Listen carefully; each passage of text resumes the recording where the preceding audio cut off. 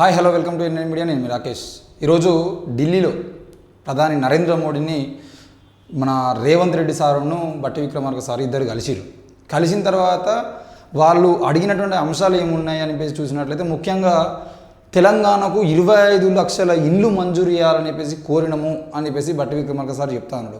ఈ విషయాన్ని మనం ఎందుకు డిస్కషన్ చేయాలనేది నేను చెప్తా. తెలంగాణకు 25 లక్షల ఇల్లు మంజూరు చేయాలని ప్రధాని మోడీని రిక్వెస్ట్ చేశామని డిప్యూటీ సీఎం బట్టి విక్రమార్క తెలిపారు. ప్రధాని మోడీతో భేటీ అయిన అనంతరం ఢిల్లీలో బట్టి మీడియాతో మాట్లాడుతూ రాష్ట్ర ప్రయోజనాల కోసమే ప్రధాని మోడీని కేంద్ర హోంశాఖ మంత్రి అమిత్ షాను కలిశామన్నారు. గోదావరి పరిసరాల్లోని బొగ్గు గనులను సింగరేణికి కేటాయించాలని కోరామని, వేలం లేకుండా సింగరేణికి బొగ్గు గనులు కేటాయించాలని రిక్వెస్ట్ చేశామని తెలిపారు. రాష్ట్రానికి ఐఎంఎం ఇవ్వాలని కోరడంతో పాటు గత ప్రభుత్వం శాంక్షన్ చేసినటువంటి ఐటీఆర్ ప్రాజెక్టును పునరుద్ధరించాలని విజ్ఞప్తి చేశామన్నారు. కాజుపేట రైల్వే కోచ్ ఫ్యాక్టరీ నిర్మాణానికి కృషి చేయాలని అడిగామని తెలిపారు. జిల్లాలకు ఒక నవోదయ సైనిక్ స్కూల్ ఏర్పాటు చేయాలని రిక్వెస్ట్ చేశామని చెప్పారు. విభజన చట్టంలోని పెండింగ్ సమస్యలను త్వరగా పరిష్కరించాలని కోరామన్నారు.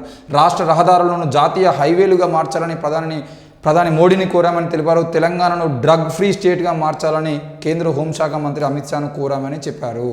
ఇది ఈరోజు వార్త. తెలంగాణకు 25 లక్షల ఇండ్లతో పాటు కాజీపేట రైల్వే కోచ్ ఫ్యాక్టరీకి సంబంధించిన కానీ, సింగరేణికి సంబంధించిన విషయంలో కానీ, సింగరేణి బొగ్గు గనులకు సంబంధించిన విషయంలో కానీ వీటన్నిటిని తెలంగాణకు ప్రత్యేక అధికారాలతో ఇచ్చేయాలని వీళ్ళు కోరిరు అని మనం చూస్తాము. అయితే మొన్న నరేంద్ర మోడీ పార్లమెంట్ సమావేశాల్లో మాట్లాడుతూ ఏమన్నాడు అనంటే, ఈ దేశంలో 25 కోట్ల మంది ప్రజల్ని మేము పేదరికం నుండి బయటపడేసినామని ఆయన, అంటే 10 ఏళ్ల పాలనలో ఆయన ఒక్కడే కష్టపడి ఎంతో కష్టార్జితం చేసి ఈ దేశంలో ఉన్న పేదరికాన్ని మొత్తం నిర్మూలన కోసం ఎంతో అహర్నిశలు కృషి చేస్తున్న నరేంద్ర మోడీ 10 ఏళ్లలో 25 కోట్ల మందికి పైగా జనాల్ని మేము పేదరికం నుండి బయటపడేసినామని చెప్పారు. అయ్యా, తెలంగాణ రాష్ట్రానికే ఇంకా 25 లక్షల ఇండ్లు కావాలన్నట. 25 లక్షల ఇండ్లు అంటే 25 లక్షల కుటుంబాలు. ఒక్కో కుటుంబానికి 4 వేసుకున్నా కూడా భార్య భర్త 2 పిల్లలు, ఇక వాళ్ళ అబ్బాయిల విషయం పక్కన పెడితే భార్యాభర్త 2 పిల్లల్ని వేసుకున్నా కూడా 4 కలిసి ఒక కుటుంబంగా ఉన్నటువంటి తెలంగాణలో 25 లక్షల కుటుంబాలకు, అంటే 25 లక్షల ఇండ్లు కావాలంటే 25 లక్షల కుటుంబాలకు ఇండ్లు కావాలంటే 25 లక్షల ఇండ్లు అంటే కనీసం 1 కోటి మంది. ఉన్న 4.5 కోట్ల మందిలో 1 కోటి మంది పేదలు తెలంగాణలోనే ఉంటే, 1 కోటి మంది ఇంకా ఇల్లు లేని పేదలుగానే ఉంటే ఇక మీరు పేదరికంలో ఎవరిని బయటపడేసి? తెలంగాణలోనే 25 లక్షల ఇండ్లు కావాల్సినటువంటి అవసరం ఉంది. మా కేసీఆర్ సారు డబుల్ బెడ్రూమ్ ఇల్లు కట్టించినామని చెప్పి డబుల్ బెడ్రూమ్ ఇల్లు కొన్ని కాడ కట్టించారు. అవి ఒక్కొక్క దగ్గర చెరువులో కట్టించారు, ఒక్కొక్క దగ్గర కుంటల దగ్గర కట్టించారు. అవి కూలిపోతున్నాయి. ఆ క్వాలిటీ లేని ఇండ్లు ఇప్పటికీ కనీసం ఆ డబుల్ బెడ్రూమ్ ఇళ్ళను ఓపెనింగ్ చేయకుండా శిథిలమైపోతున్నటువంటి ఇండ్లు కూడా ఎన్నో ఉన్నాయి, మనం చూసినాం. ఎక్కడో హైదరాబాద్ సిటీలో ఎక్కడో ఒక దగ్గర మంచిగా ఇంటి నిర్మాణం చేసిన తర్వాత మంచిగా ఓపెనింగ్ చేసి ఫోటోలో పోజులు ఇచ్చుకున్నారు కావచ్చు. కానీ ఈరోజు తెలంగాణలో ఇంకా 25 లక్షల కుటుంబాలు, ఇల్లు లేని కుటుంబాలు ఉన్నాయంటే ఈ దేశం ఎంత పేదరికంలో మగ్గుతుందన్న విషయాన్ని మనం అర్థం చేసుకోవాల్సిన అవసరం ఉంది. ఈరోజు నరేంద్ర మోడీ కానీ, బీజేపీ ప్రభుత్వం కానీ, బీజేపీ పేరు చెప్పుకొని ఈరోజు దందా నడిపిస్తున్నటువంటి ఎంతోమంది కానీ నిత్యం బీజేపీ అభివృద్ధి చేసింది అంటున్నారు. ఎక్కడ అభివృద్ధి చేసింది లెక్కలు చెప్పండిరా బాబు అంటే మాత్రం ఏం చెప్పరు.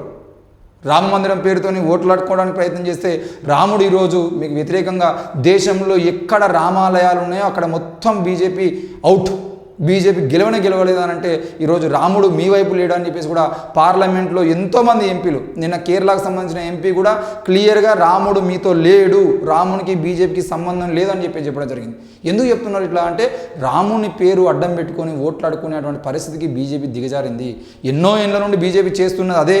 అయోధ్య అంటూ అయోధ్యను సుప్రీంకోర్టులో తీర్పు తెచ్చుకొని అయోధ్య నిర్మాణం స్టార్ట్ చేసుకొని నిర్మాణం పూర్తి కాకుండా రాముని అడ్డం పెట్టుకుని ఓట్ల కోసం ఈరోజు రామ మందిర ఓపెనింగ్ పేరుతో మోడీ చేసినటువంటి ఘనకార్యం ఏదైతుందో ఆ ఘనకార్యం ఎంత దిగజారిపోయి అంటే, ఆ ఆలయం పూర్తిగా నిర్మాణం కాకుండా వాళ్ళు ఆలయ దేవుని ప్రతిష్టాపన చేస్తే ఈరోజు అదే గర్భగుడి లీకేజీ కారణంగా రాముని విగ్రహం నిటారుగా తడిసేటువంటి పరిస్థితికి దిగజార్చిర్రు.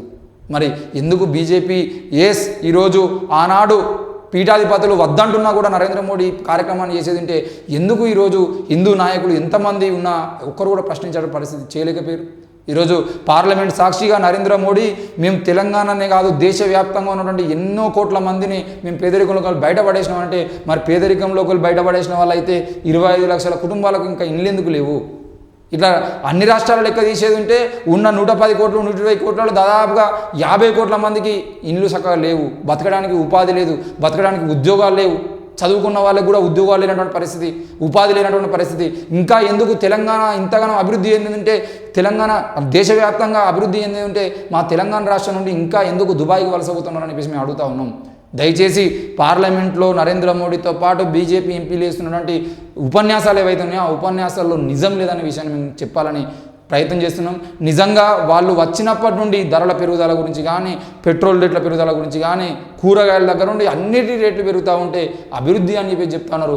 నరేంద్ర మోడీ మొదటిసారి నోట్లు రద్దు చేసి, లేదంటే దానికన్నా ముందు మేము నల్లధనం వెనక్కి తీసుకొస్తామని చెప్పేసి అధికారంలోకి వచ్చినటువంటి నరేంద్ర మోడీ 10 ఏళ్ళు పూర్తయింది, ఇప్పటివరకు నల్లధనం ఎందుకు వెనక్కి తీసుకురాలేదో సమాధానం చెప్పేటువంటి పరిస్థితి లేదు. మణిపూర్ గురించి మాట్లాడే పరిస్థితి లేదు, నీటి గురించి మాట్లాడే పరిస్థితి లేదు.